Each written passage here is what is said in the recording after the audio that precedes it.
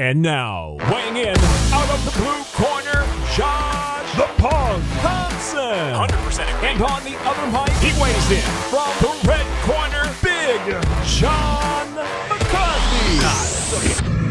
Yes, we are finally back and doing what we do. Well, so one of us is back and one of us is God knows where. Look at him. He's in a jail cell. Looks like you got cement walls around you. What's up, my man? How you doing? I'm locked down in my hotel room. Locked down. You're trying to do that $6 million man shit. I'm on a 24-hour fast because I'm headed down to CPI to get some stem cells done. So my buddy Scotty is the one organizing it. It's his facility down there. So we're going to try to get some work done. And John, you're going to have to come down with me next time, buddy. Dude, I don't people shooting shit into me. They've done that long enough. I said, I'm done. Not doing anything else. No more surgeries. I am out. I mean, as a cop, I would imagine people trying to shoot at you, not into you. I've had that. Oh man, so far a good weekend, man. It's been fun. I had down this morning down to CPI, and so Forrest Griffin was just there. Edson Barboza was just there. Chris Brennan was just there. So they've had quite a few of some of our top talent head down that way. So I'm looking forward to checking it out, man. I've got some injuries I want to get fixed up and get ready for my bare knuckle fight. Oh, look at you going after Mike Perry, aren't you? You're gonna go after Mike Perry, the battle axe. I love when Eddie Alvarez. He's a battle axe. You go, yeah, he kind of is. Yeah.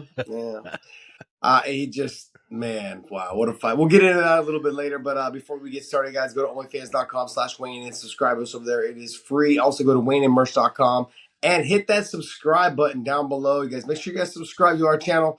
We drop content normally Sunday morning as early as we can, but as we're traveling, it's a little bit more difficult. So Sunday mornings, today is obviously Monday, and we will drop again on Wednesday. So we will film again probably in the next day or two and give you guys some more. So at least twice a week, we try to drop content. When big news drops, we drop some more throughout the week. But I just want to let you know, hit that subscribe button down below. Thank you guys for continuing to support us and follow us. If you guys have been a long listener, make sure you guys hit the subscribe button. Now, some of you guys have been getting away with just hitting our channel and never subscribing. So I'm calling you out. All right, so let's make sure we hit that subscribe button. Hit a little thumbs up. You can make those call outs when you're getting fixed and you're going back into fighting. You know. Yeah. We'll see. We'll see after it all works. I got to do like a video log of all this stuff to make sure you do. Yeah, you got to show how pathetic you are right now. Oh, it's good. I mean, I've heard I'm doing a lot. I'm doing like quite a few things to my body. So I'm doing my right knee, my right wrist, my left shoulder, both my hips, and my neck. So now, question: where are they getting the stem cells from? That is a question I have to ask them. Okay, you forgot to ask because I will tell you they took stem cells out of my hip when they did my neck on the third surgery, and this is after. Look, when I had my third surgery, I couldn't lift a freaking potato chip with one arm. My arm wouldn't go up, you know, and that didn't bother me. My hip bothered me. I was like, what the hell did they do to my hip? Because I had no idea they were doing it. And it was like, God damn, my hip hurts. Why is my hip hurt? Right? No. Rockhold, I believe, got it done. Probably, I'd say, right after the Wyden fight, I believe it was. And he got it done for his knee, but they took it out of his hip. Yep. And he's like, for 2 weeks, he was struggling to like walk around. Yeah. It was fine once they told me because it was like, okay, I have a reason why my hip hurts. No big deal. But before it was like, how in the frick did I go into that room? My hip net wasn't hurt. What'd they do? Stick my leg over my head or something? I don't know. Craziness. Oh my goodness. He's gone. Dave, he's gone. We've lost the Punk. Oh, no. This is going to be the recurrent trend of today's film. This is what happens when you go to hotel rooms in places unknown that look like prison cells. But, so we're going to just continue on with this stuff because this is kind of what we get. Yep. But we did have two unbelievable. I will tell you, Dave, I know you went, and we're going to talk about that because that is important. You actually went to the show in Austin, Texas. The UFC's show in Austin was one of the best cards as far as it was a good card. We talked about it beforehand. It was a great card on paper. We looked and said, you know what, there's got some great fights on here, great matchups. And man, normally those things, you know, sometimes they'll deliver a little. It delivered almost throughout. Every fight was freaking good, if not great. They had some phenomenal fights. And just, I mean, the 2 knockouts back to back, the slam knockouts, you're like, when in the hell do you see that?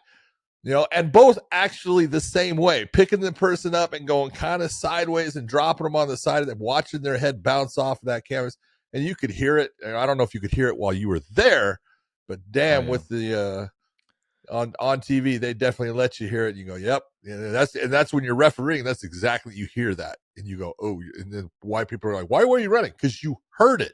You knew. I just heard a rock get dropped from 20 feet onto a hard surface. What's up? You're back. I'm done talking. Oh man. You're gonna do it. It's okay.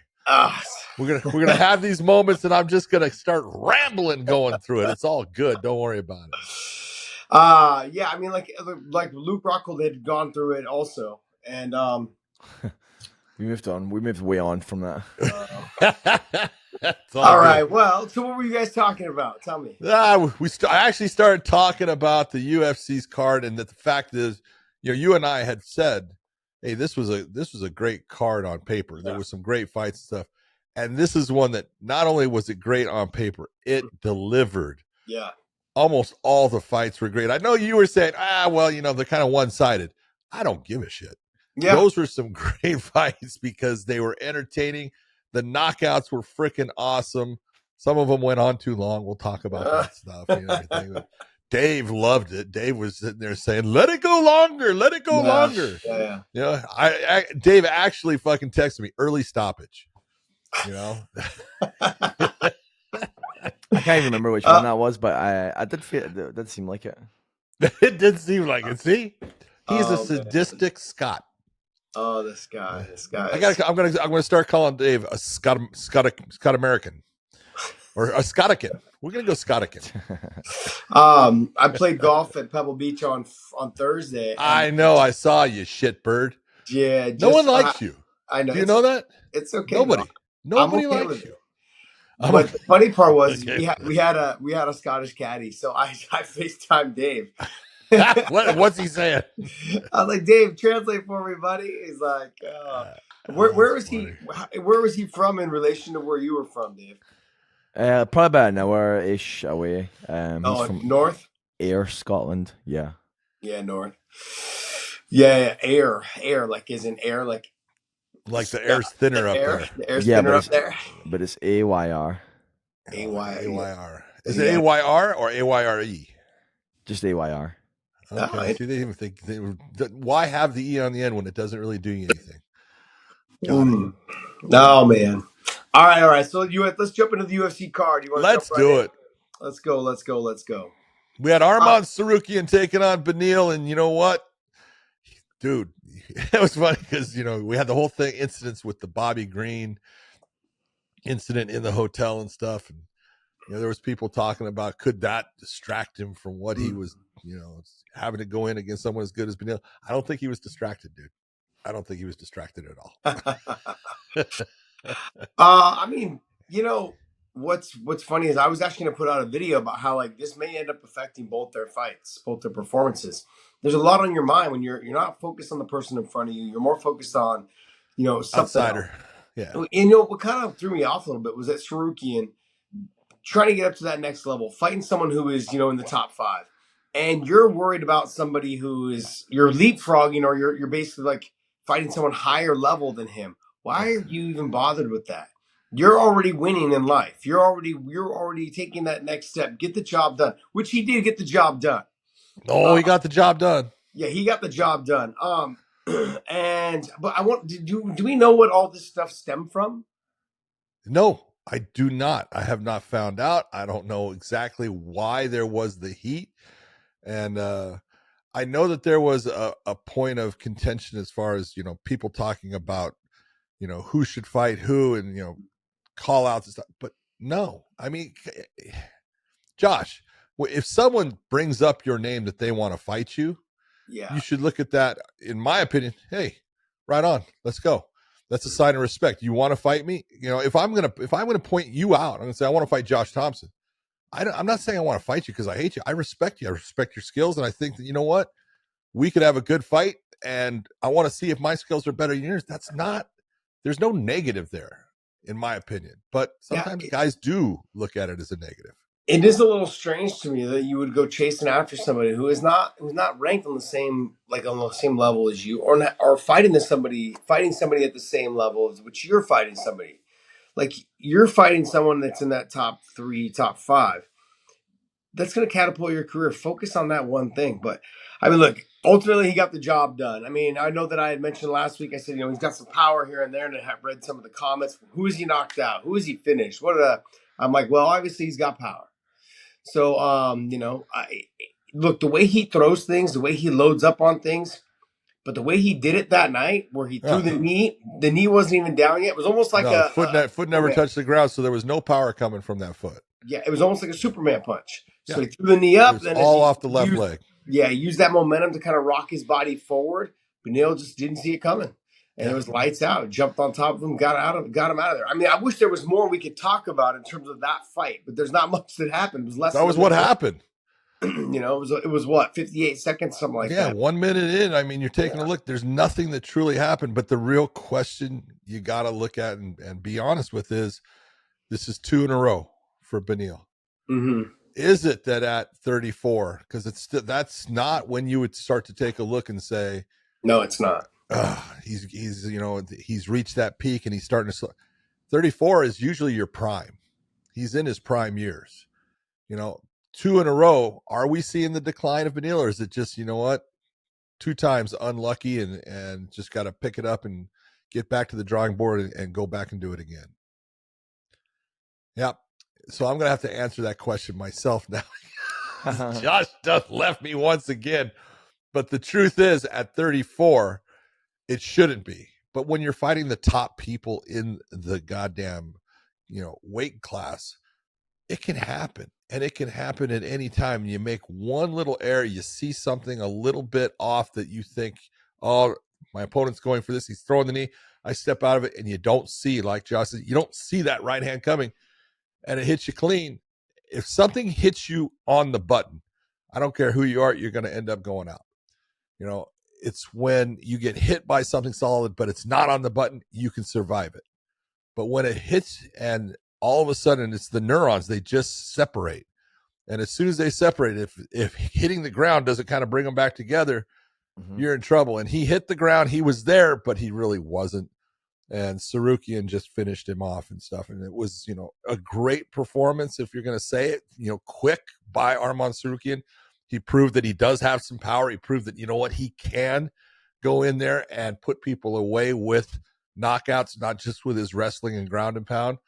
The guy's got the full game. And that's the one thing when you're looking at Tsarukyan in this weight class, everybody, if you're going to take on the top people, and when you're looking at the top people, you got to be saying, all right, obviously we got Islam Makhachev, the champion, right? Charles Oliveira is right there at the top. Justin Gaethje, you got Dustin Poirier, and now you've got Tsarukyan, because Tsarukyan is definitely going to pass. I don't know if they're going to put Chandler ahead of him. They shouldn't.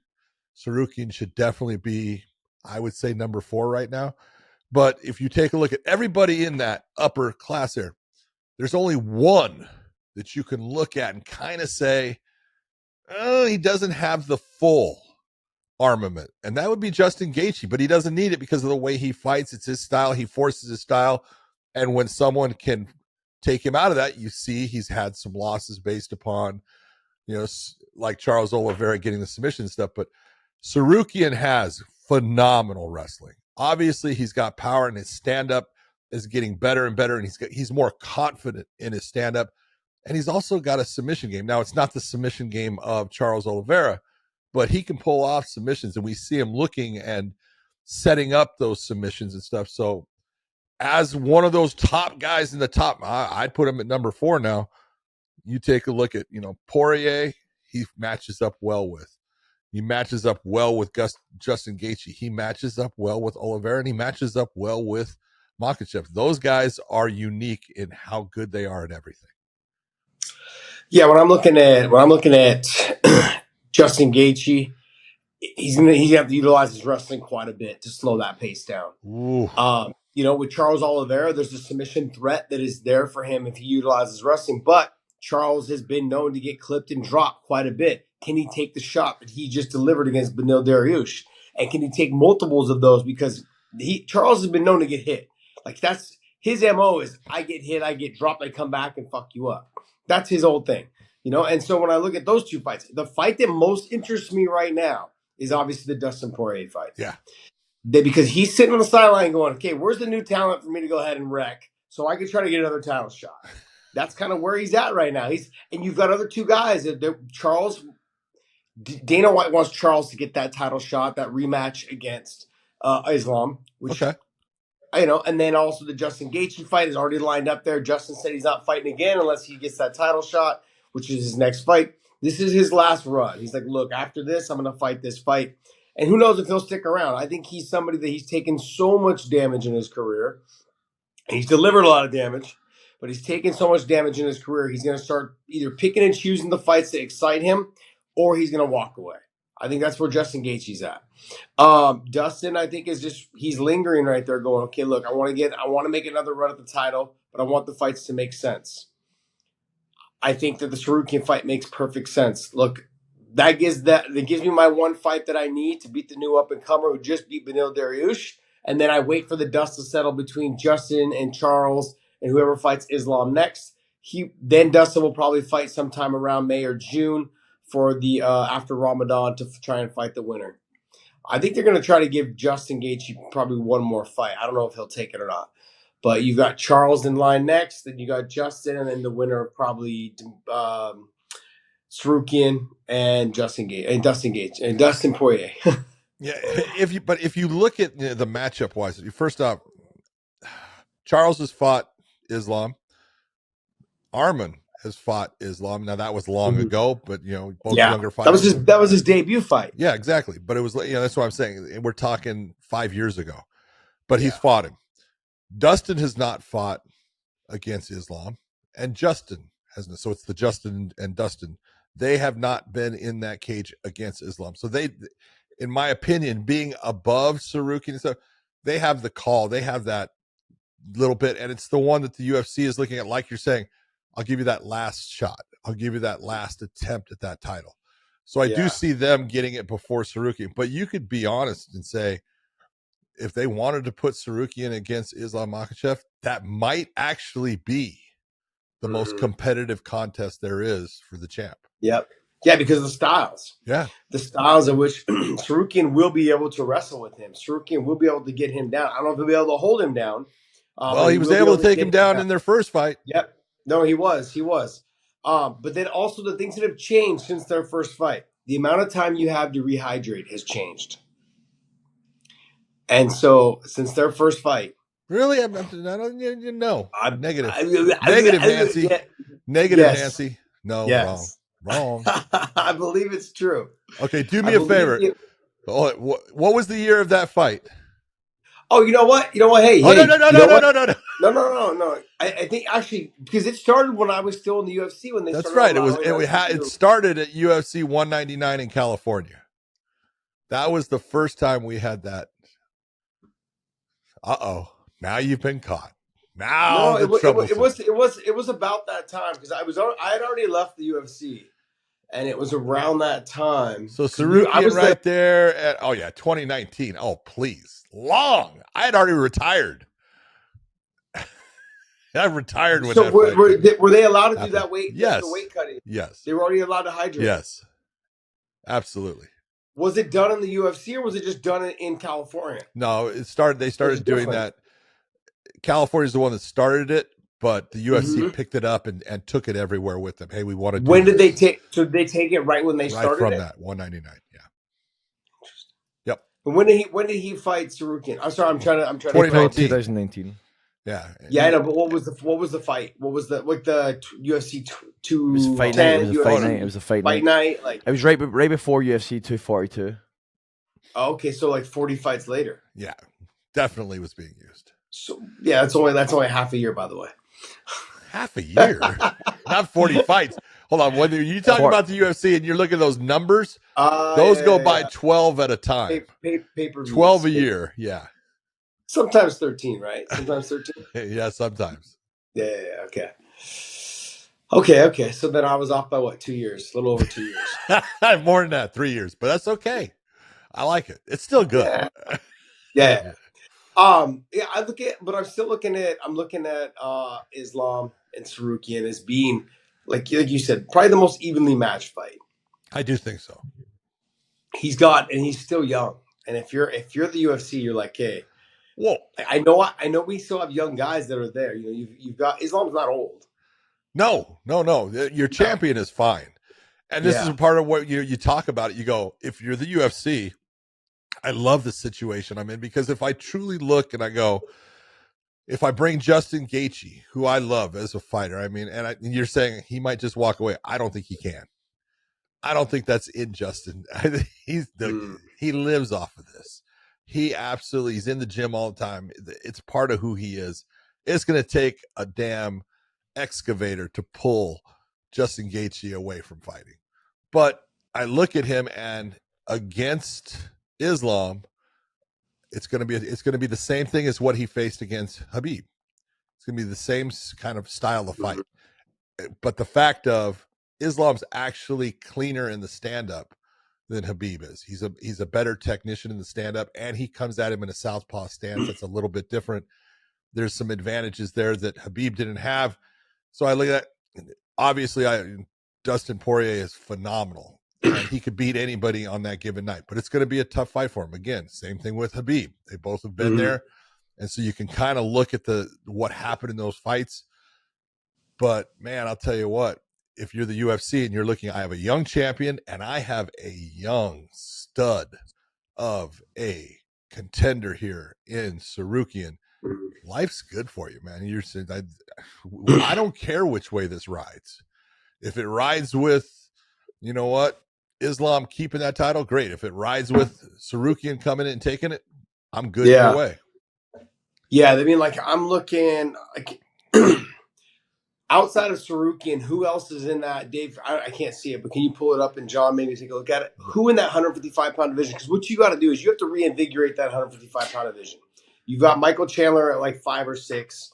I know, I get it, but that's a fun fight. Why not Chandler and Tsarukyan? That to me, that's a great fight. That's a great fight. But you've got Michael Chandler sitting out there, waiting on and standing by for the Conor McGregor fight. What would he take? If you're, let's be honest, if you're Chandler, would you say, they come to you and say, hey, we're not sure about when this Conor fights. How about we want you to fight Arman Tsarukyan? You're going to say, yeah, I'll wait. Yeah. If you were smart, that's what you would say. Fucking A. You're smart. But I mean, hey, look, Dana's been known in Chandler in his history, even still with Bellator and with his with the UFC. He's been known to be a company guy. Oh, he's a company guy. No doubt about it. He's been a little hard to deal with at times with the Bellator, especially towards the end. He was getting a little more difficult to deal with. But he's still a company guy. He still will go out there and make it happen, and he never let his like promotional arguments between whatever promotion, matchmaker, whatever it was, get in the way of the way that he fought. He still went out there, delivered it. He still did what he had to do. So when I look at him and I think of him and Tsarukyan would be a barn burner of a fight. I think it'd be a fantastic fight. Yep, I agree. The wrestling would be involved, the striking would be involved, all of those things would be involved. It'd be a great striking would be involved. You're absolutely right. He has done it to us again, and so we're just gonna move on from this. But the Beneil Dariush against Beneil Dariush against Tsarukyan fight, it really didn't show us a whole lot other than Tsarukyan is that guy. He has reached that level, and you can just expect amazing things from him. Then we had Bobby Green taking on a last-minute replacement in Jalin Turner. Bobby Green was supposed to take on Dan Hooker. He wasn't able to take on Dan Hooker because Dan Hooker came up with a broken arm. And obviously, he trains very hard, but don't let people be breaking your arms. It's bad. It actually broke over the plate and stuff, and it happens all the time when people think that getting a plate and screws put in is going to make you stronger, better. It usually causes problems for the fighter through most of the career that plate is still in there. But Jalin Turner coming in against Bobby Green, and this was the battle of the Inland Empire. Both guys come out of the Inland Empire. Jalin Turner has been training down at the Ultimate Training Center with Tiki, Paul Herrera, Juan Archuleta, all those guys that are out of there. Great team, great coaching. And he's just a freak when you look at the lightweight division at 6'3". I mean, that is so tall, and he's got a 77-inch reach. That's super long. It's super difficult to handle. You saw Bobby Green was jumping in, and he was getting his moments to come in. There was the talk back and forth, but when he got hit and went down, you could almost have said at that moment that fight could have been stopped. And I want to say it was like at 2:23 on the clock when he got hit. And I understand why the referee, Kerry Hatley, did not stop it at that point. And I'm going to say right now, Kerry Hatley is my friend. I love him. He's a great referee. He's a great person. It wasn't his night in making this call. And that just happens. And it's unfortunate, and it's something he doesn't want. But the first person that would tell you that it wasn't a great job would be Kerry Hatley himself. He'd be honest about it and say, I made a mistake. I didn't see it. And what happens is you will sometimes, Josh, we're talking about Jalin Turner and that knockout. Sometimes when you're the referee, I mean, this is what I call it, you get you get focused in. We call it tunnel vision. And you start looking at the micro instead of the macro. And the macro is you want to look at everything. And it becomes that you start to focus and tunnel in on one thing that you don't see everything. And everyone around you sees it because they're seeing everything, and you're the one that's not. And that's what happened here. He started to tunnel in on what Bobby was doing with his hands in trying to cover up, and seeing is he trying to get himself out? I want to give him as much chance as I can. And he wasn't seeing the severity of the shots that Bobby was taking, because Jalin was unloading on him. I'm being honest. At a certain point, I jumped up from my chair and said, stop the goddamn fight, because it was that bad. And, it got to the point where Bobby went out, and he still took a couple of shots. He took two more after that. After he went out, he was number two. Absolutely. John, go ahead. Hatley's he's a good ref. He's a great referee. He's been doing it a long time, man. He's a mainstay in Texas, and now he's been reffing everywhere, and he deserves to, because he's good. And and this is the problem that I somewhat have with some things. And I'm going to go with sometimes the commentator booth. Okay. Is I love the guys that work for the UFC. I love the guys that work for the PFL, and I loved our crew that we had with Bellator and everyone. But they need to spend more time like getting to know the referees, getting to know the judges, and the reason why I'm saying that is because then there's a dialogue and an open conversation between you and them when you guys pass each other in the hall. Not like, oh, hey, you're just a fan, or no, just like, hey, you guys have ref my fights and I was in there, and the refs, of course, they're fans of the fighters. It's nothing personal, but start having conversations with them, because every time I turn the fucking TV on, it's I don't know what he was doing. I don't know. Look, mistakes can be made. And there's been times, but they can also be made by the commentators when they don't know why. Yeah, no, I agree. I feel like there needs to be a little bit more of a relationship between the two. I think with the UFC and their referees and their judges, whatever it is, because if you don't know them, it's easy to talk. It's easy to be like, oh, that was the worst decision ever. The problem is the hype.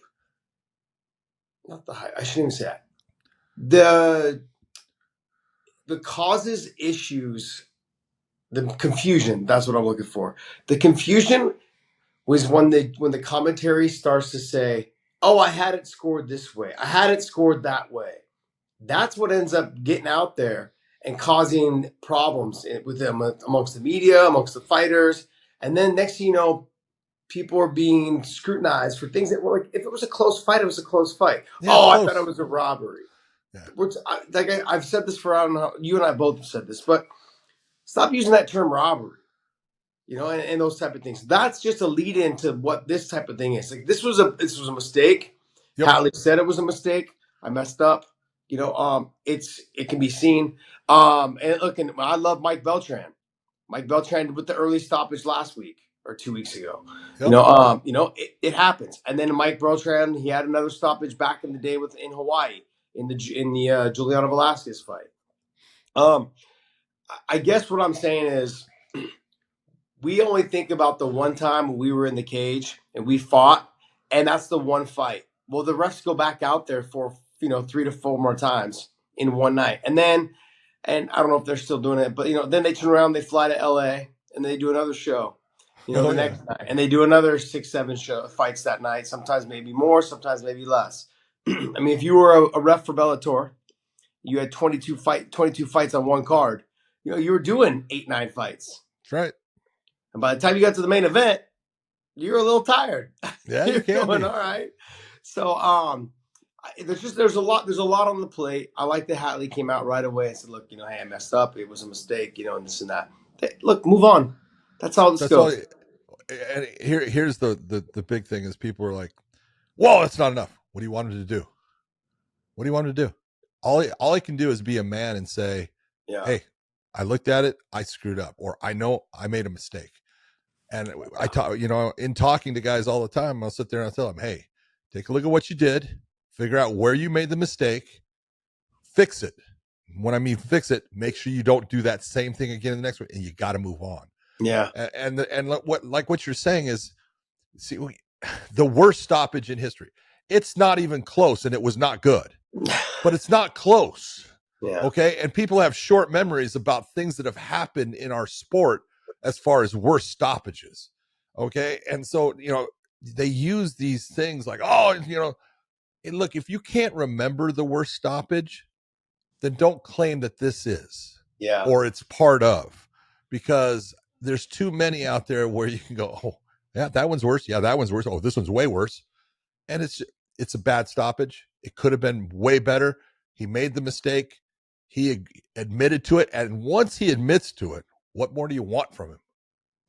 That's all he can do is say, man, I made the mistake. I'm going to fix that and move on. Because, Kerry has had some of the best damn fights. Remember Diego Sanchez against Gil Melendez? Yeah. What a barn burner. Guess whose referee was that fight? Kerry, I was there sitting second row, commentating, doing case-side commentary for it. Yeah, right Kerry Hatley. Yeah. And Kerry has had some phenomenal fights, and he's had ones that people have looked at. Ryan Bader getting knocked out by Nemkov, and a lot of people were like, "Oh, no." He actually did a really great job of in that fight. Bader was trying to move, and so he let him go. And a lot of people would have stopped, and you go, "Look, Kerry Hatley knows what the fuck he's doing. He is a good referee. He made the mistake of that tunnel vision." Made him not see the entire package. And it happens. It's part of, being human.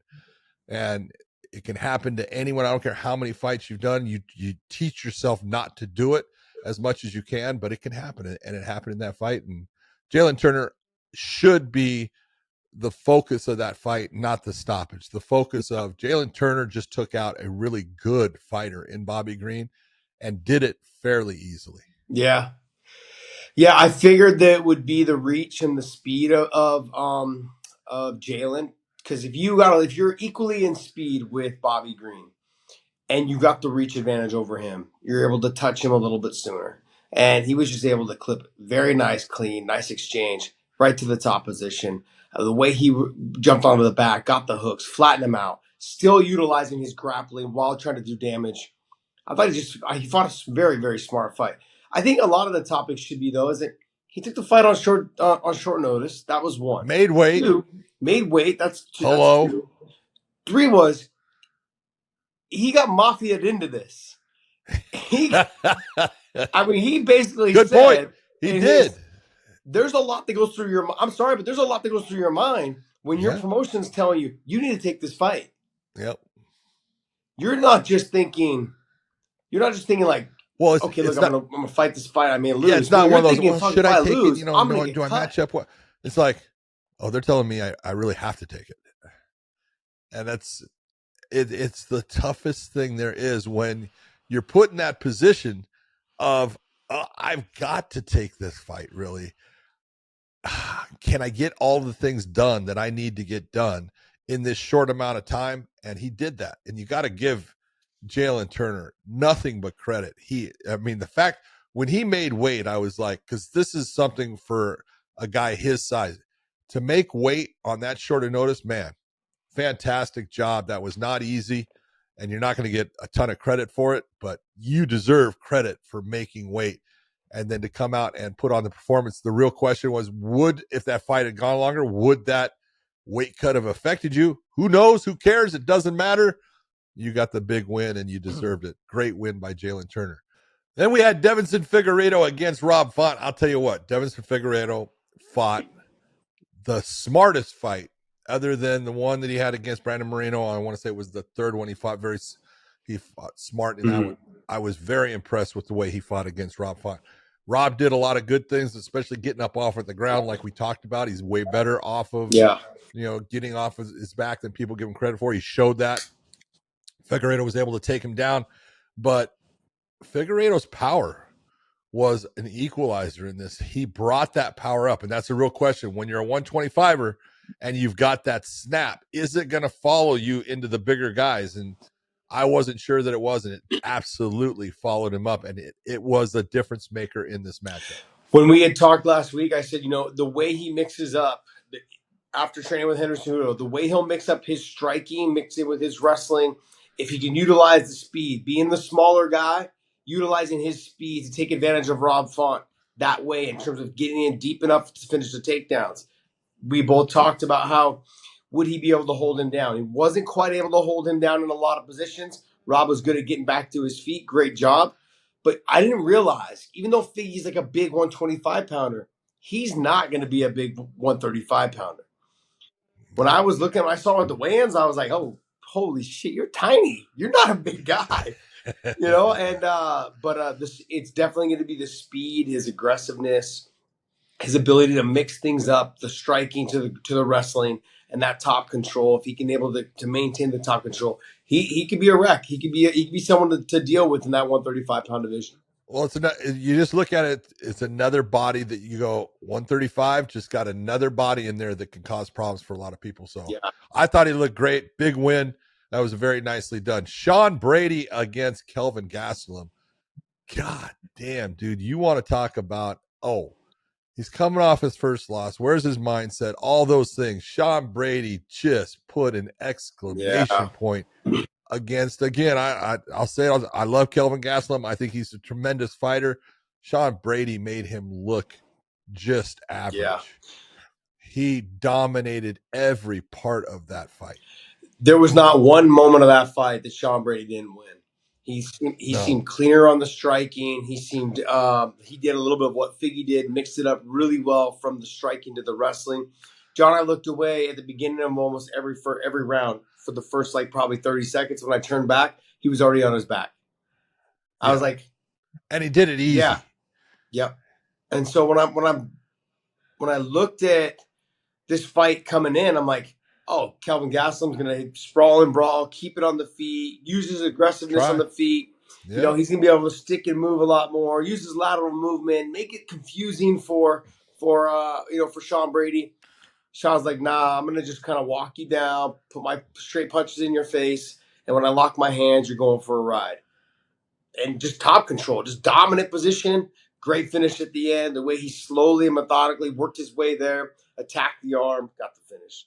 I mean, a lot of people forget how good Sean Brady is on the ground because I heard a public, I thought Kelvin Gastelum, dude, Sean Brady on the ground is freaking solid. And I mean, we're talking about a base. This is a guy that went against Craig Jones, and not that he was able to submit Craig Jones, but he was able to control it the entire time, and that was exactly what you saw. Kelvin had no ability to move anything in there. It was just crushed. Yeah. Beautiful job by Brady. It's so funny. Joaquin Silva. Did you see that Bilal Muhammad put out? He's like, on Twitter, I thought all you guys said Sean Brady sucked, huh? No, Sean Brady's the man, dude. He's a stud. He's a stud. And Kelvin Gastelum's a stud. And and I gotta be honest, even though he got dominated in that fight, he looked good. He had the energy, trying to escape. He just wasn't able to get away. He looks good at 170. He looked like he did. He looked good. Dude, before the fight I put out, I said Kelvin looks really good. He looked like he was in shape. He looked like he was, feeling good. He didn't look sucked out. Mm-hmm. And so I texted it to you, and I was like, he looks good. That was before the fight started, and then there was no other things coming his way because it just wasn't his night. But Joaquim Silva against Clay Guida, actually, it was a good fight. Clay Guida fought his ass off, and he just went out there, trying. It's just Joaquim Silva is huge for the weight class, and he throws very heavy shots. He's got a beautiful uppercut, the straight hand. He's got power. And so to get through that power is not an easy thing. When you're Clay Guida, you've got to, come in and figure out when's that timing and stuff. I thought that Silva won the first round. I thought Clay came back and won that second round. And then I thought, Silva obviously won the third. Yeah. So he got the unanimous decision at 29-28. He deserved it. It was a really nice win for him against a guy that is an absolute, legend in the sport as far as how many times he's fought, who he's fought, all these things. The guy's remarkable. It's the way he fought, throughout his career. I mean, I like to, I guess I've said this, I don't know how many times, but I mean, Clay Guida owes me a lot for his career. I got to be honest, man. He owes me a lot. So, look, he was a wreck to deal with when I fought him. Just the aggressiveness, the pace in which he fights, the bouncing out, a little bit of that twitchiness, the Keith Jardine twitchiness kind of fighting style. It's hard to deal with, and the speed in which he shoots his takedowns when he was younger. As he gets older, the takedowns are still there. They're just not. They're not as plentiful. He's not someone. In that fight, this fight, he would have shot a lot more in the third round. If he was a little bit younger, you could tell that he starts to slow down in that third round. And even though he's got a gas tank, it's still at that age, 41 years old. I can't imagine. It's not easy. At 39, I was struggling to get through a full hard 3 rounds. 5 minutes, 15 minutes, whatever it was. He's got a gas tank. He still has some pop in his punches. He's still got the wrestling there. He just doesn't have. It's the age. It's the age that's getting him, really. But I had it 1-1 going into the third. And I thought it was a good fight. Good job. Same here. Good job. Yeah. Dustin Stolfus against Punahele Soriano. I'll tell you what, I was shocked. I thought this was going to be Soriano's fight.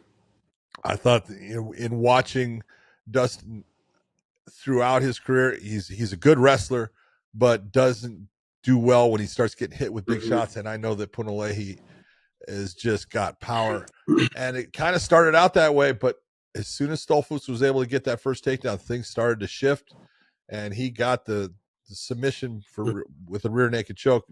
An unbelievable win for him, as far as this is what he needed for his confidence, to come up against a guy that.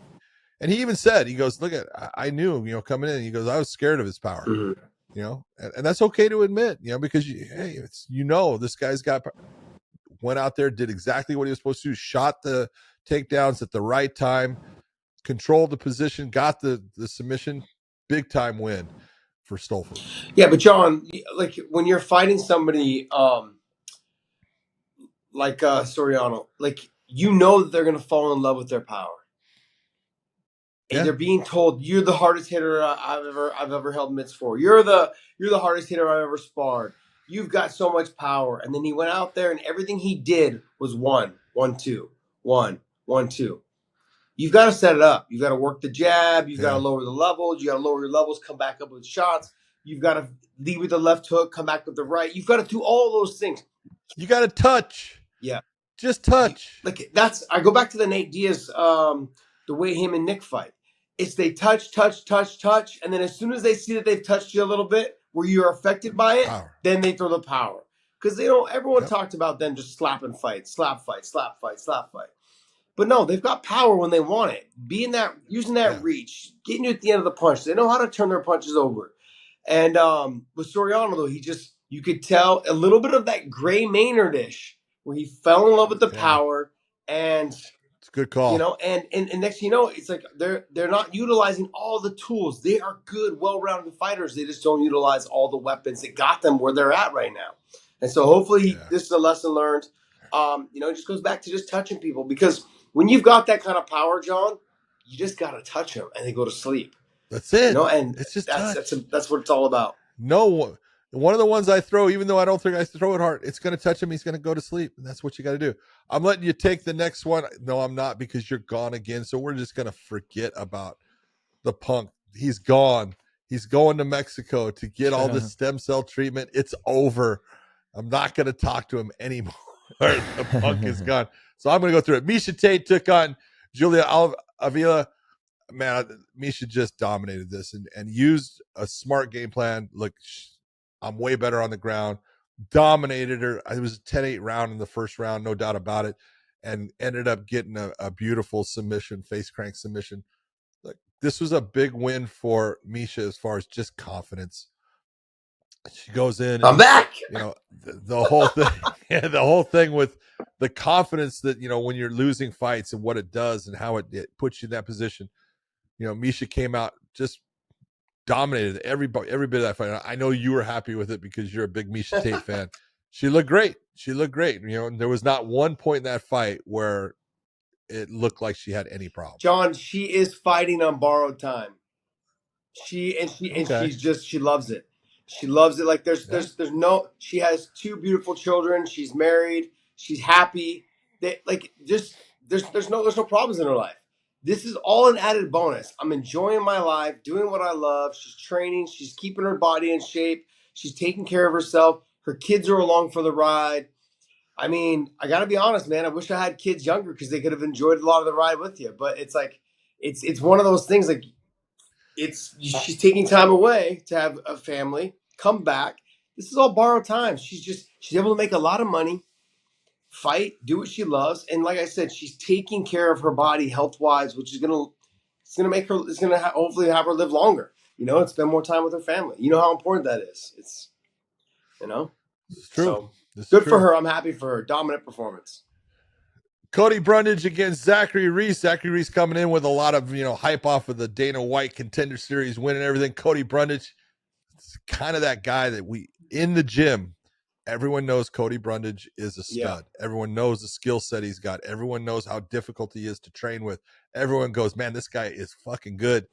And then the bright lights end up causing a malfunction in everything that he does inside the cage. Well, this time he almost got caught. He used the slam and put Zachary Reese to sleep. And it was the second one in a row, because the one before with Jakar Close against Joe Solicki was all over Jakar until that slam again off of it.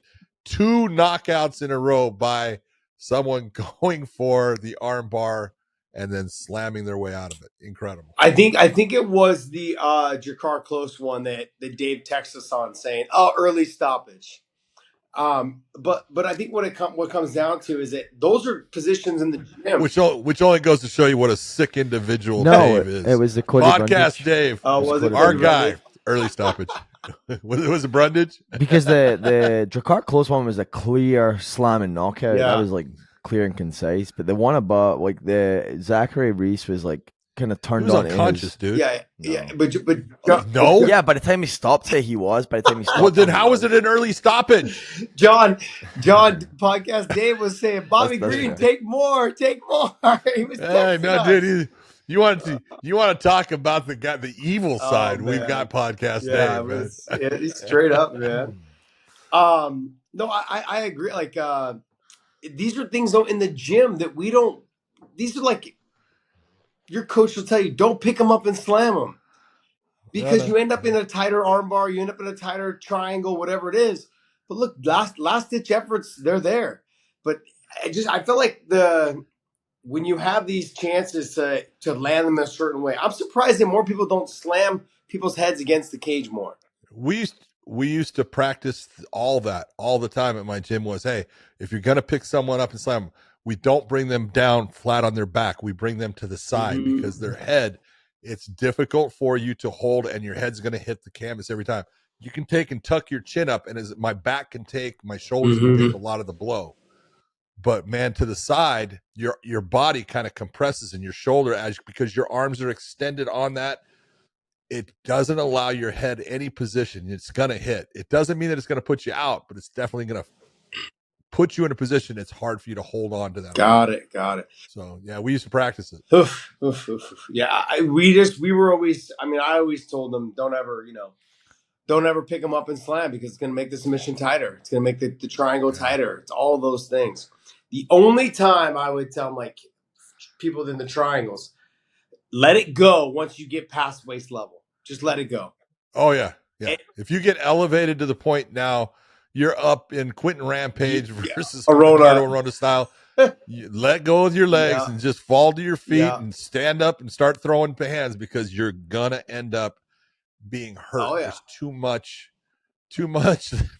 velocity coming down. Gravity is working against you, and it's a hard substance. Yeah, all the time. Yeah. Yep. John, any more fights on here you want to chat about? No, all of them. Look, they're all good. Veronica Hardy looked great in the stand-up against Horth. Congratulations to her. That was a big-time win. Jared Gooden getting the submission against Wellington Turman. No one thought he'd get a submission win there. That was great. And then the comeback by Rodolfo Bellator. He was in trouble. Ihor Poher had him in trouble. He just hung in there, and he got the win. That was a big one, too. Great fights. Yeah. Good. It was a very good card. It's not very often that a card that's stacked like this lives up to its potential. And then on top of it, too, with the Jalin Turner thing, the Bobby Green and Tsarukyan drama throughout the week, there was news that kind of kept you really kind of interested in it. And they ended up performing and putting on a great show. Yep. All right, before we move on, though, go to onlyfans.com/WayneIn, onlyfans.com/WayneIn. Make sure you guys subscribe to us over there. It is free. Okay, we don't charge you guys to subscribe to us over there. I'm going to be actually vlogging my whole experience with the CPI. So if some of you guys are interested in getting stem cells done, check me out over there. I'm going to be vlogging all of my content on there over at the onlyfans.com/WayneIn. Who knows? I've heard there's going to be a couple other guys there, so we'll be chatting with them. Hopefully we'll see some other fighters there. And, who knows? We maybe ask you guys. You guys can reach out, ask questions, and we'll talk about it. All right, guys. So follow us on onlyfans.com/WayneIn. John, what do you got? I got a little shade. I got some sunshine now coming through. You're looking good, baby. You just stay in that. The sun's always shining. Best I've ever looked, right? Wait, look, we had BKFC. I want to say it was 56 from Utah. Probably the biggest show they've ever had. And boy, they put on a couple of great fights. I actually, people were like, do you actually buy that? I paid for the pay-per-view. I enjoyed the hell out of the fights, especially coming off of the UFC, which had just incredible fights throughout. It was like, man, it's going to be hard to, and it just continued on. There were great fights throughout this, and there was some great matchups, but you got to get to the one that was the king of violence. Just laughing at that one. But Mike Perry taking on Eddie Alvarez, and man, I'll tell you what, that first round was awesome. They went out there. Mike Perry is not sometimes the smartest fighter because he went straight ahead at him, and you're looking, you're going, what? He was getting hit. He was, and I mean, he was getting jacked with some freaking bombs, and you could tell they hurt. Yeah. You could tell that they affected him because he got stiff-legged, and then he just got that charge, came right back. He fought much smarter in the second round, and he started landing his own shots and getting through. I thought Eddie Alvarez had a very good game plan. It was, hey, I want to come in. I want to land my shots. I want to circle out, make him miss. I don't want to go head-to-head with him. He really didn't in the first round, and he was super successful in that first round. And the second round, he ended up going head-to-head with him, and that was the difference in it. Yeah. That was where Eddie made the mistake of he just got caught into that, I got to bite down and throw to get out of this, and he bit down and threw too much instead of moving his feet to let his feet get him out of the danger instead of his hands. And, look, people don't understand, when you get hit like he did and it broke his orbital, there's no doubt that his orbital's broken. You could tell by the swelling and the way it's swollen. But a lot of times when that happens, you lose the vision in your eye. You can't see. And so, it's not just the swelling, It's what happens to the muscle in the eye itself. Sometimes the muscle will get caught in the break and it'll actually pull and make it to where you can't get your eye to focus on anything. I think he was in that position where he knew, hey, I can't see out of my eye, and I don't want to go out and face that guy for a third round knowing that I can't see out of one side. It's not even so much, John. There's a lot of things that go through your life, that go through your mind.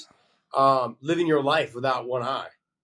I mean, that's, and everyone I've talked to a lot of doctors I've talked to also, I've never had a broken orbital, but I've had friends that have had them. Plenty of them have had it. And they've said, there's, like you just explained, there's that break in the orbital, and then the eye starts to droop inside it. Now you're seeing triple vision. Sometimes you can't see anything at all. Sometimes it's just a big blur.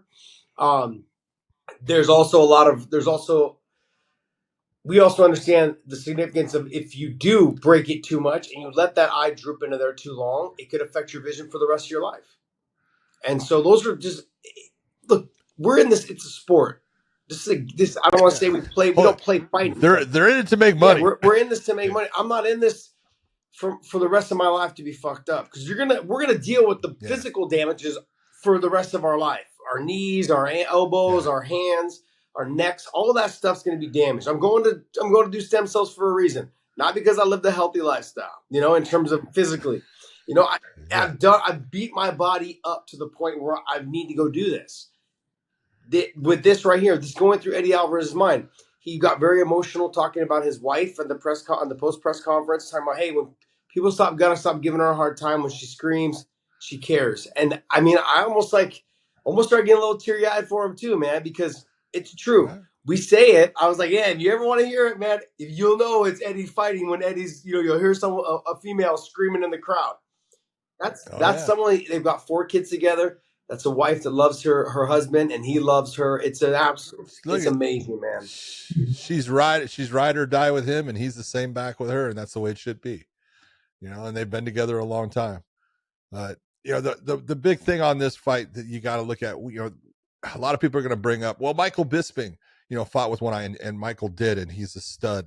But understand, when Michael had his eye damaged, that was the end of the fight. When you're in the middle of the fight and you lose vision in an eye, now all of a sudden your depth perception also leaves. And when your depth perception leaves, it becomes a real problem for you to be able to actually understand the distance that you need to be at to land your shots. And it just, everything starts to roll downhill. So I thought Mark Henry, being the corner man for Eddie Alvarez, he was the one that made the call. He's the one that said, you can't see it, you're right, this fight's over. And good call by Mark Henry. Great job of taking care of your guy. You knew it was not going to get any better based upon the fact that he's not seeing out of that eye. Mark Henry, that's why you're one of the best trainers out there. Great job of stopping the fight. I love that. Yeah, you got to look out for the fighter. Safety is the most important thing. And Mark Henry is a fantastic human being, but also a fantastic coach. People overlook, absolutely. I think when we talk about coaching, we talk about coaches in general. What kind of coach are they? No, what kind of human being are they? Because they have to be a good human to take into consideration what their fighter may be going through at that moment. Also, to lifelong injuries that they're going to end up to have to suffer through for the rest of their life. He took that into account. I think he did a good job. Great job. Yeah, he made the call. It's over. That's what you need. Look at the guys that he coaches. Guys that I know, Eddie being one of them, Frankie Edgar being another. I know he's trained Aljo and some other guys, but those 2 guys, between Eddie and Frankie, man, they speak volumes about him. They speak so highly of him. He's such a nice person, such a great guy, family man, and just does a great job with his fighters, hands down. Yep, so. I agree. We had another championship fight. It was for the flyweight. The women, you had Ferreira against Bec Rawlings, and Ferreira is just, she's kind of like a Mike Perry. When you look at, she fought MMA, Bec Rawlings fought MMA, but Ferreira has proven that this is her sport. Mm-hmm. She does it, when she was in MMA, the ground was her nemesis, and it really caused her problems. People would take her down, and then she got submitted. Not to worry about that in BKFC. And look, she will stand and bang and throw her hands and take shots and just keep on coming. And I thought Bec Rawlings actually fought a great fight. Yeah. She tried to be very technical. She threw good combinations. It was just the firepower as far as she was, out there throwing with, 2-2-3 rounds while 50 calibers were coming back at times. And she could only take so many of those. It ended up going to a decision, but it was clear that Ferreira was the one that was winning the rounds. But I thought Beck Rawlins actually, I couldn't ask her to do anything more. I couldn't ask her for more effort. I couldn't ask for, hey, you kind of gave it. She was trying the entire time. It's just that one fighter has just got more power. And so when they got that more power and they're landing those shots, it's tough to deal with and continually figure out a new way to go after it. But I thought it was a great fight. Did you see this, or is it just me? I've noticed that the females, they fight better in bare knuckle than the males. And what I mean by is utilizing the rules to their advantage. Like the clinching, the uppercuts, the over-unders, but then also making space. Beautifully done. They do a better job at it than the males do. The males have this. Amazing. Yeah. Why? I mean, I don't know. They listen. That might be true. Yeah. That's definitely might be true. It was something that it really, if you look at that fight and you look at the Eddie Alvarez fight, what you have is you have males that want to look like Floyd Mayweather. And I'm not saying that they didn't fight a great fight. They fought a fantastic fight, the males did, and Eddie and Perry. But males have this thing where we got to stick and move and throw the hook. And, it's got to land clean. It's got to be the box. In our mind, we have this thing that we're Floyd Mayweather, Rocky Marciano, or whatever, Rocky Balboa, whatever it is. We have in our mind, that's what we look like. But the females went out there and they fought to the rules that give them the advantage. Front headlocks, not elbows, but punches in the clinch, uppercuts, dirty boxing. They fought their asses off. I said, I could watch this fight 3 or 4 more times. Give me this same fight again. Give them a couple months off. Let me see the fight again. It was a great. We'll go for a third one. Yeah, it was a great fight. So yeah, it was. I thought both put out great, and Ferreira has established herself.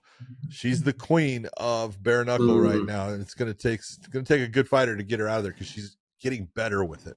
Like you said, using the rule set that she can use to do damage. So Beck did a good job, John, of making Ferreira miss and then stepping off line and countering with some good shots off of that.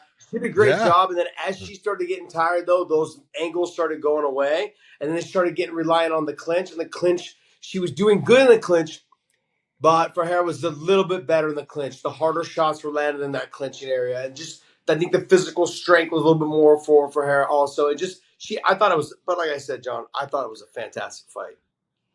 Yeah. We had Stewart against Davis. This was really the quintessential. Stewart comes from a wrestling background. He's a wrestler who has become good at bare knuckle, and he uses his wrestling as far as how to get inside to do damage. He uses it instead of a takedown. He uses the same step patterns that he would to get the takedown, to get inside, throw his shots, get a single collar tie, throw some more, heavy shots inside, uppercuts against a guy who is a fluid boxer in Davis. And it proved that, look, I don't care how good you are at boxing, bare knuckles is a different style, and you've got to be able to fight inside in the clinch and understand how to either get away from it or do damage there yourself. Because if you're in a position where your opponent can come in, do damage, and get out, and you're not inflicting damage, it's going to be a long, hard night. You have to have had, most wrestlers, some sort of fight on the wrestling mat. Okay. And you've had to have some sort of fight in the playground. Like, if you're going to make this transition to bare knuckle, look, you could be a smooth boxer. And there's this kid I fought when I was young. I was in high school, and the kid was a Golden Gloves boxer. He was like a 2-time Golden Gloves champ. All this, but the Golden Gloves champions are around every corner. So, but it was, and I obviously had some wrestling, but this was my sophomore year.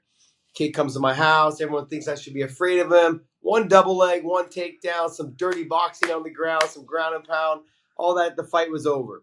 You have to have that grittiness of fighting on the school grounds. Not all clean, crisp boxers have that, John. They grew up. Some of them grew up in the gym. Some of them grew up hitting the bag, hitting mitts, looking pretty. Like Floyd. But in a real fight, it doesn't translate. And this bare knuckle fighting, bare knuckle boxing, has kind of gives me a little bit of a hard on, John. It's kind of fun to watch. It's so different from what we've been doing for me, what I've been doing for the last 20 years. The wrestling, the grappling, the kickboxing, all those things. It's so different, but it's fun. All that stuff all the kickboxing out the windows with this. But the wrestling is super important because the wrestling itself puts you in a position to do damage on the inside, hold that position.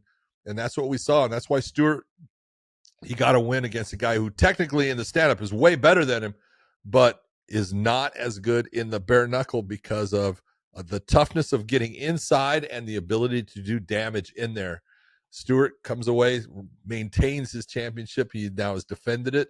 As they say, once you defend your title, now you're the real champion, and that's what he did. Adams against Terrell, heavyweight championship fight. Excuse me, was a great fight. Adams got tired. And part of it was, they were talking about, he's talked about how good a shape he was in and all that stuff. But Adams, that Utah elevation got to him, and you could see it. He just ended up just wilting under the ability to not breathe. And Terrell just kept putting on him. New champion in Terrell. That's Adams at one time was a champion. I know that the belt was vacant. So Terrell takes that title. I want to talk about Jeremy Stephens versus Jimmy Rivera, though. Look, Jeremy Stephens looked good in there. Josh, he looked really good. He looked composed. He looked comfortable. He was throwing clean combinations. He's able to wrestle. He's able, because Jimmy Rivera is the better wrestler.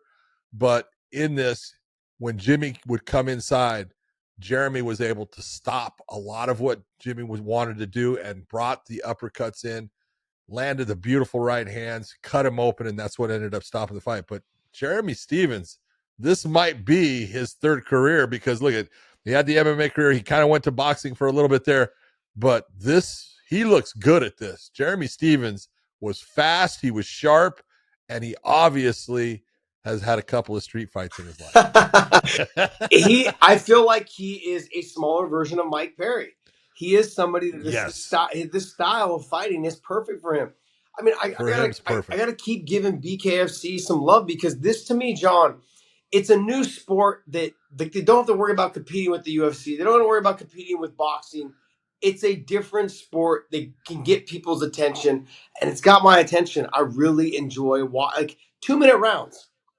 They get through it. Go ahead and say it. Brilliant. It's brilliant. It's so brilliant.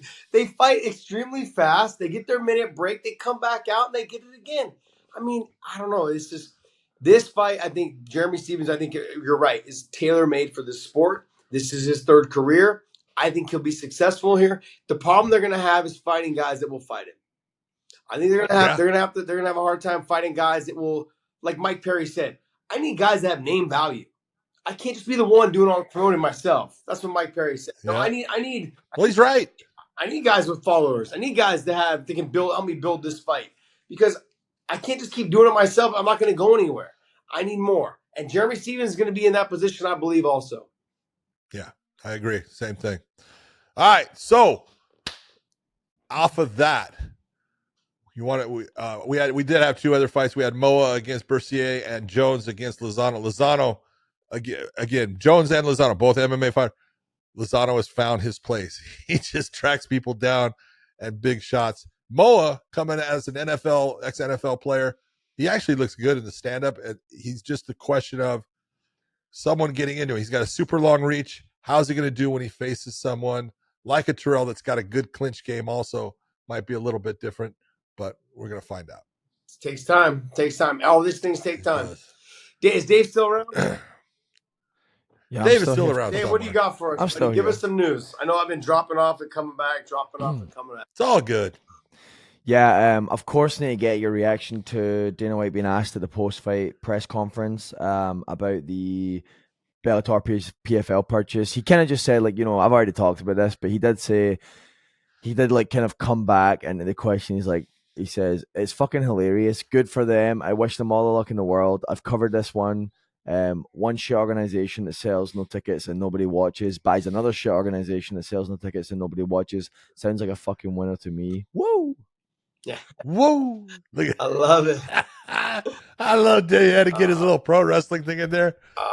That's awesome. Look, one organization, the PFL, they weren't known for selling a lot of tickets. They weren't known for being out in big arenas. They didn't do bigger arenas. Bellator had done bigger arenas, and it sold out some bigger arenas. But that being said, Dana, I don't think none of this stuff I think bothers him just yet. Like until you, and I've said this before, until you can start showing that you're making a profit and you're headed in that profit direction, I don't think that Dana is bothered by it because he's been through it with the Fertittas. I think he's like, look, I know exactly that it took us this amount of time and this millions and millions of dollars to make our money, to start making our money back. And so, and even when you start making your money back, it's not a guaranteed you'll continue making your money back. I mean, at the end, your fans are kind of fair weather fans because look, they liked you for that one show, but you see how fast the UFC fans turn on them when they have a shitty card. They're like, this fucking card sucks. These guys suck. Dana White doesn't know what the fuck he's doing. What do you think is going to happen to other promotions? It's been the same way for, when I was part of Strikeforce. It's been the same way when part of Bellator. Didn't matter what organization it was. People will always have something to say. I think until they've had some time to lay out what their game plan is, until they have some time to actually show that it's working, I don't think Dana cares. And that's fine. He shouldn't care. I think he will as they start making money, as they start making more waves. He will. He cared about Strikeforce at the end. He cared. Oh, he cares. He cared.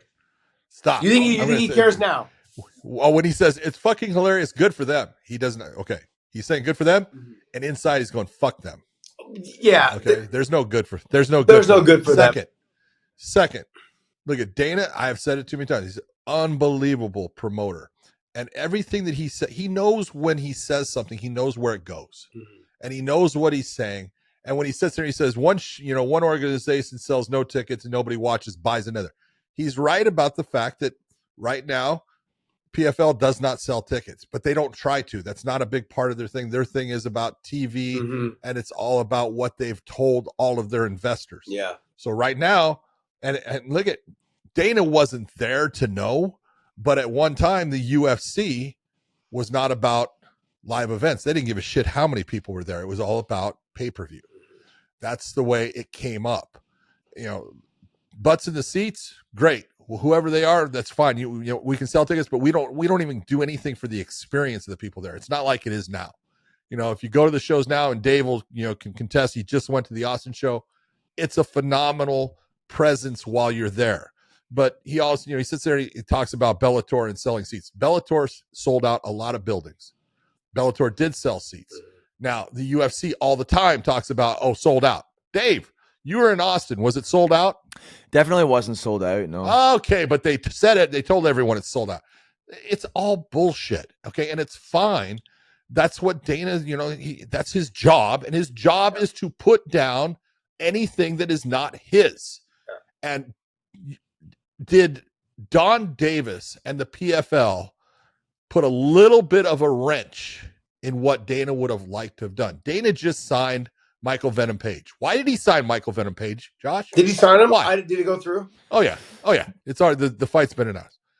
Why did he sign him? It's been announced? It's coming up on the next. He's fighting Holland on 297. I want to say it is. But are you going based off of that leak, or are you going actually? I saw another thing. Okay. Someone put it out.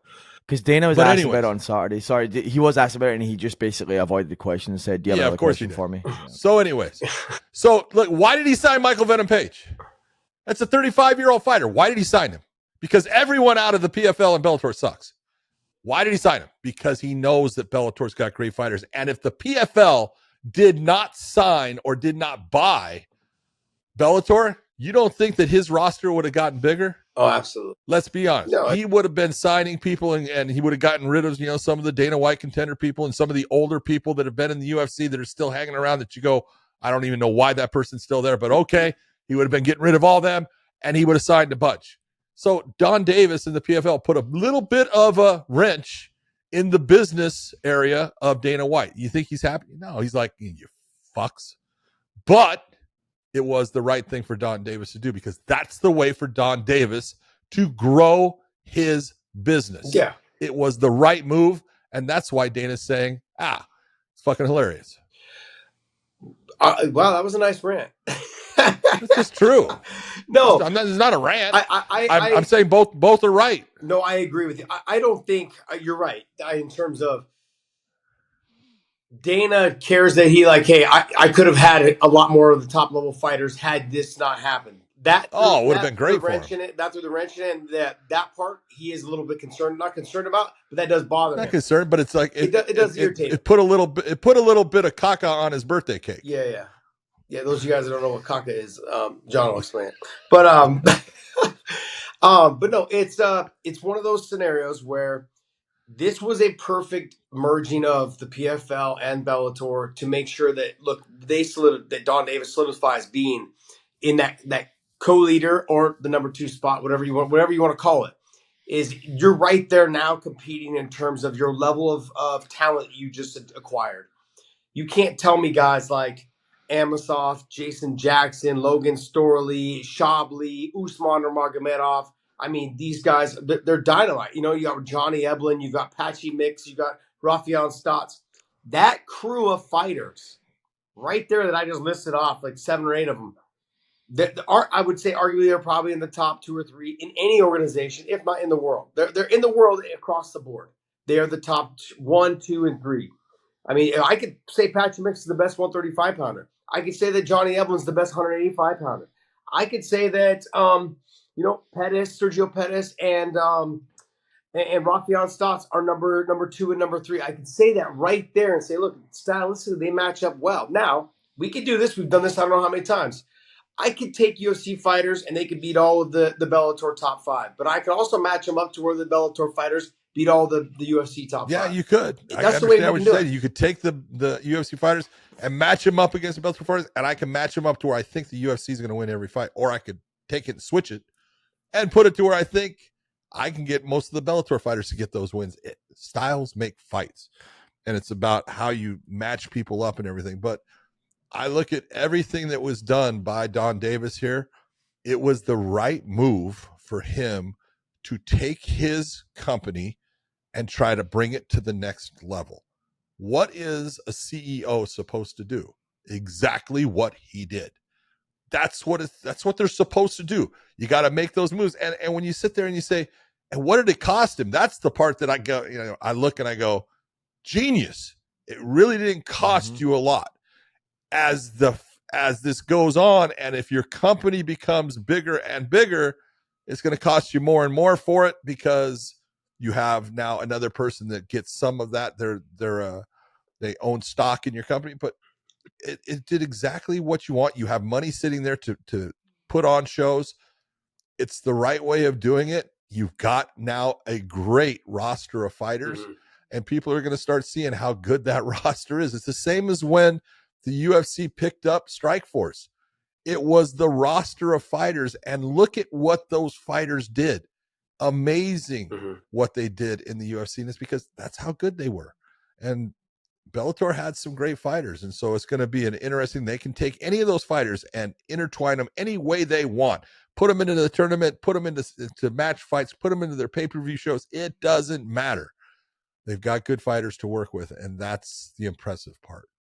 Next one, Dave. All right, let's look at this fight announcement we have here. Brandon Moreno, Amir Albazi, co-main event, 5-round co-main event, and February 14th in Mexico City. It says 5 rounds as a co-main, huh? That's freaking awesome. I tell you what, that's a hell of a fight, unless you're Brandon Moreno and you're going, you got to go 5 rounds again. I'm finally not the champion. I got to go 5 rounds again. But that's look, that fight between Moreno and Albazi. Albazi's going to try to live off of his wrestling and stuff with it. He's going to try to be taking Moreno down. Moreno is crafty. He's good with the takedown defense. He's good at setting things up. He's got power in his hands. I love this matchup, and this is exactly, if you're looking at the flyweights, well, I've got to have people to put in there against Pantoja and stuff. Do I want to put Brandon Moreno right back? No, this is great. Let's see who's the best one between Albazi and Moreno, and then we'll talk about championship fights. So I think it's a great matchup. Love it. All right, and then last one here we'll wrap up on. We have a ONE FC fight, Shinya Aoki versus Sage Northcutt, and that's going to be January 28th. Yeah, that one I don't love as much. And I don't, because look, Shinya Aoki has been a phenomenal fighter for a long time. Great, submission game, all that stuff. He's getting older. Sage Northcutt is still young, getting better all the time, super fast. And that's the big thing. Shinya was never super fast. He was super controlling, able to get people down and then use an incredible submission game to get his wins. But he's taken a lot of damage over the years and stuff. And I look at this one as he has the ability to win the fight. I'm not saying he doesn't. He could, take Sage's back and get the submission. No doubt about it. But I like Shinya, and I like, everything he's done in the sport. And I don't want to see him get crushed like, we've seen other people get crushed. Sage Northcutt got put in against Cosmo in his first fight against one. And you looked and you went, size-wise, what are you doing? You can't do that fight. But they did. And, it took Sage out of fighting for a couple of years based upon his face getting broken. Mm-hmm. And I just hope that Shinya is capable in this fight. He's getting older. He's getting slower. And Sage Northcutt is an athlete. Super strong, super fast. It's going to be a tough fight for Shinya unless he gets to the ground. Sweet. And we'll wrap up on that one right there. All right, so let's go with everybody out there. It is getting colder. You need to get a hoodie. You need to get a beanie. You need to get something that says the Weighing In podcast on it. We've got all kinds of stuff. We got Let's Get It Ons for you. We've got all kinds of heavier, lighter, depends on what you want. You want a heavier hoodie? We've got really thick ones. We've got the lighter ones. It's all there for you. Go to weighingin.merch and we can get you a hat, a hoodie, a t-shirt, any of those things. Show us that you love us. Show us that support. I want to thank my man, Josh Thomson, for trying so hard to get back on here, but he just couldn't do it. Just didn't have the ability. Down goes Frazier. Down goes Thomson, and he couldn't get up. It's okay. For everyone out there, including my man, Podcast Dave, for putting up with all this and having to do all of this editing that he's now going to have to do. I love you, Dave. Good luck, and we will see you.